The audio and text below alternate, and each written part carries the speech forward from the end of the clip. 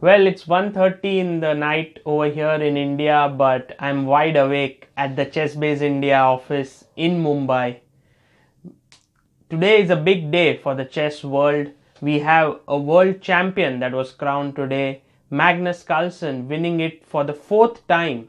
He beat Vishwanathan Anand in 2013 and 14, then Sergei Karyakin in 2016, and now Fabiano Caruana. Well, the match was extremely interesting. As you all know, there were 12 draws in classical time control, but today was the rapid and blitz, but Magnus Carlsen was just so clinical. He finished off the match in 3 games, he won all 3 of them and became the world champion. How did he do it? How did he manage to beat Caruana so convincingly? Let's have a look at the first game over here, a very interesting position on the board. Magnus Carlsen had the white pieces in this game and he went rook c to d1. Now this was a very nice move because he's attacking the knight on d6. Black has an extra pawn here, but as you can see they are all a bit weak, and black also has the bishop pair. Now here Caruana had 2 options, knight to b7 and knight to b5. Well, knight b7 was much safer. It would guard the rook on d8 and also stop knight coming to c5. In general, I think he should have chosen that. But he went knight to b5 and the computer immediately shouts that this is a bad move. But practically it's not so illogical because the knight is active, it can come to d4. You're also, if this knight a4 moves, the b2 pawn is hanging. So it looked pretty okay. Carlsen jumped in with knight to c5 and Caruana picked up the pawn, rook to b2. Knight takes e6, fe6 and bishop into c4. Now in this position, the threat is of course to take on b6 and then pile up on this pin. So Caruana went, of course there was another threat of e6 hanging, but you can't really play king f7 because I can take and then go rook d6 with rook d1.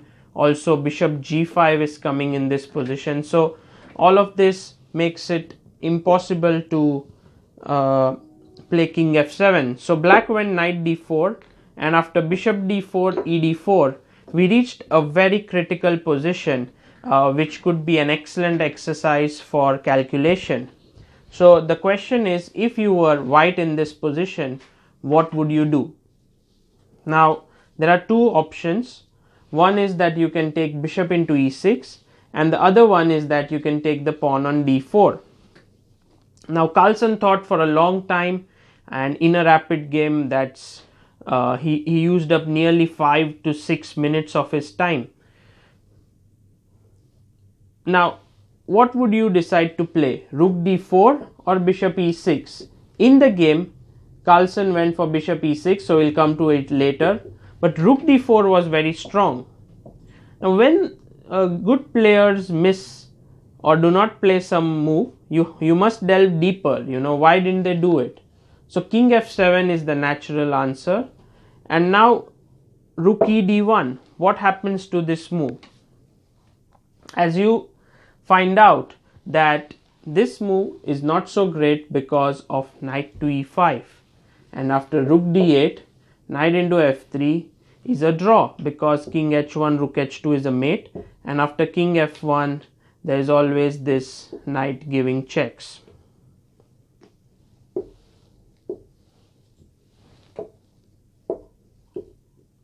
So what should white do in this position? And I think Carlsen was thinking very hard over here, trying to find a way out, but in the end he couldn't, and that's why he didn't go for this line. But there is an excellent move here for white, and I would like you to pause this video and think for yourself, what would white do? Well, I hope that you were able to find the extremely nice prophylactic move, king to h1. This is really strong, and after this you are threatening rook to d1 at some point. Like not now, but you know, this knight e5, knight f3 doesn't come with a check. a5 is a very interesting move, because if you go rook d1, I still have knight e5, and after rook d8, knight f3, there is no real way to stop the mate on h2 apart from giving up the rook. So you must not hurry with getting your rook in, but I guess a very strong move would be simply to go rook to d6 here. And now knight e5 doesn't really make sense, because I could always take and play rook to e2 with the bishop, so that there is no mate on h2. Anyway, so this was the critical line which Carlsen should have done over here. But in the game he went for bishop into e6, king f8, rook into d4, king e7, rook takes, bishop takes, and we reach this rook endgame. Sorry, the king is on g1. We reach this rook endgame which looked like clearly better for white, but of course, as you can see, it's not as 100% winning as the other variation. Anyway, here Carlsen played rook to d1 check, king e6, f4, c5, and I don't really want to go through the entire game, but there is one particularly instructive moment that I would like to show you, because after rook d5, here the game continued rook c2, h4, c4, f5 was played, king f6. There were a lot of inaccuracies made by Carlsen, and at this point, after the move h5 was played, Caruana had very good drawing chances, because as you can see, white cannot push this pawn, f5 hangs, he cannot push these pawns because h5 has kind of blocked it. So it was very close to a draw, and here Carlsen played king to f1, rook c3, king g2, rook a3, rook to c4, king e5, rook c7, and this is where the critical mistake of the game occurred. I would like you to take a few minutes and to find out what black should do in this position. Okay, so here in the game, Caruana took king into e4, which turned out to be the biggest mistake. You can say this is the move that sort of lost him the world championship in a way, because rook e7 came, very good move, king f5, and now rook into g7, and now there is rook g5 check and h5 is falling, and then you have two pawns against one.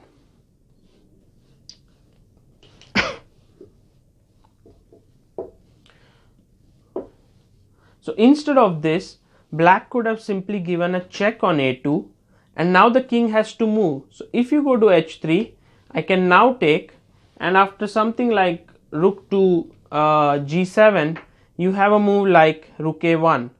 The point is that you want to go king f3, threaten a mate, and when king h2 comes, you have the perpetual here. So in this way, Caruana could have drawn the game if he would have given first this rook a2 check.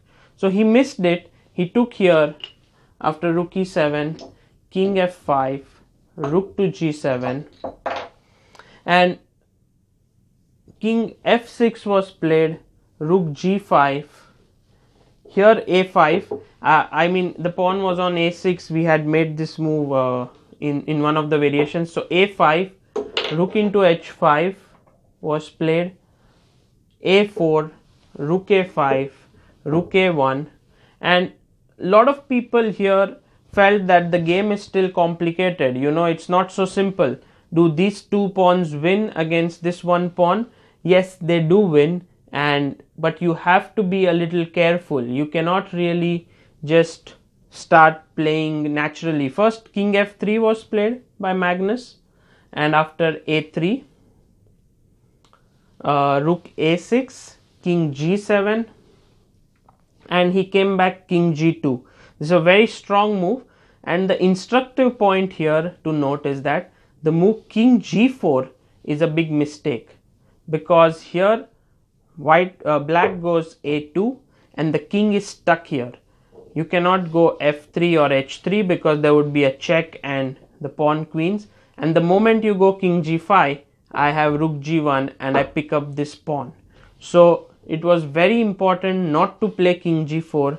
Carlsen played king g2 in this position, and after this a2 now doesn't really work, because if you go a2, I can play h5, king h7, g4, king g7, and the last point which you have to be careful is to play the move king h2 before playing g5, because if you went g5 here, then rook b1, rook a2, rook b5 would end in a draw. So rest of the things are pretty clear. Once you play king h2, you can now go g5, then later on you can check, and these two pawns and the rook will win the game. So Carlsen was winning, but as you could see, there was this move rook a2 check, which Caruana should have given to draw the first game. Well, after losing the first game, Caruana had the white pieces here, and this was his chance to stage a fight back, because he played e4 and it was the Sveshnikov once again. As you know, there has been a huge debate in this World Championship about Sveshnikov, and Carlsen was not afraid to try it out again, and we once again reached a very critical position on the board here. Caruana with the white pieces clearly has a pleasant position here. He can simply play short castles, and after short castling he can play knight to b5, and there are many threats that white has in this position, but overall his position is harmonious. He has a nice bishop here, rook can join in, there can be ideas like rook c3, and something like rook c8 can be met with bishop g5 as well, because you can't take this d6 is hanging. But Fabiano was very he wanted to go for active play, and he went c5 in this position. His point was that after dc5 he could take here, and after bishop c5 there is queen b5 check, winning back the piece. Carlsen was having none of that. He simply castled, and after c into d6, bishop into d6 would have been completely fine. So Fabiano went c6. This is what he has to do. He wants to play for a win, and he must take risks. So after bc, dc, rook c8 was played, and here Caruana went queen to c4, defending the c6 pawn. Now came bishop to d8, and I guess one of the ideas is to play bishop a5. Well,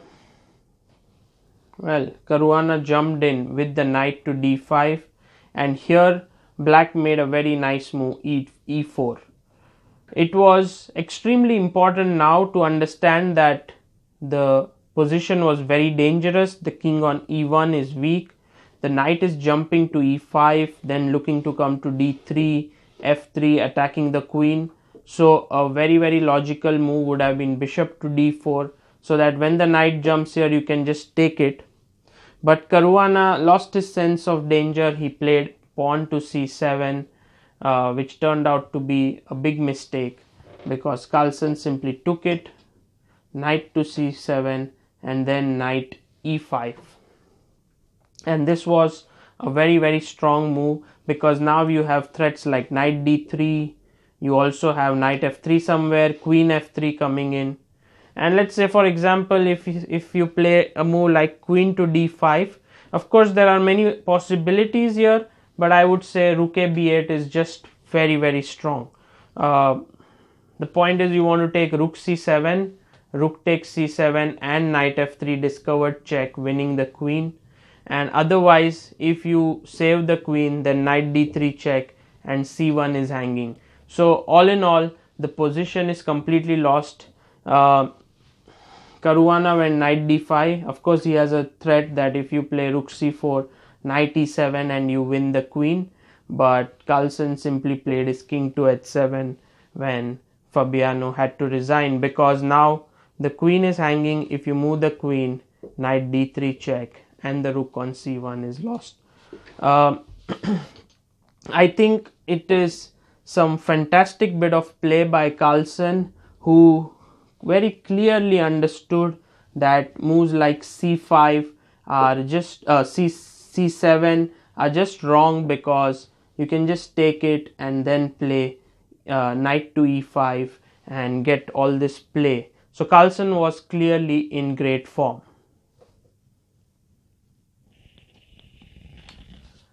So in this match, Carlsen began to lead with 2 wins in the rapid section. It meant he needed only a half point in the remaining 2 rapid games, and because he had the white pieces in third game, he played a very solid opening, gave absolutely no chances to Caruana, and at the end, although the position was drawn, Fabiano wanted to win. He took chances and lost the third game as well. So 3-0 victory for Carlsen in the Rapids. Of course, people are arguing right now whether Carlsen's achievement is good enough for being the classical world champion, because there were 12 draws in the classical section. Carlsen himself said at the press conference that Caruana should be happy with his play, and he can claim as much to be a strong classical player as he is, because there were 12 draws, but it has to be said that Carlsen was the superior rapid player, and he won the championship. These are the rules. Well, you adhere to them, and Carlsen got the title. So a big congratulations to Magnus for the great achievement. He is born in 1990, as I am, so I feel great about that. He will be celebrating his birthday in a couple of days now, 30th of November, when he would turn 28 years old. Well, already just 28 years old and world champion already for 5 years. What a fantastic achievement. Kudos to the world champion.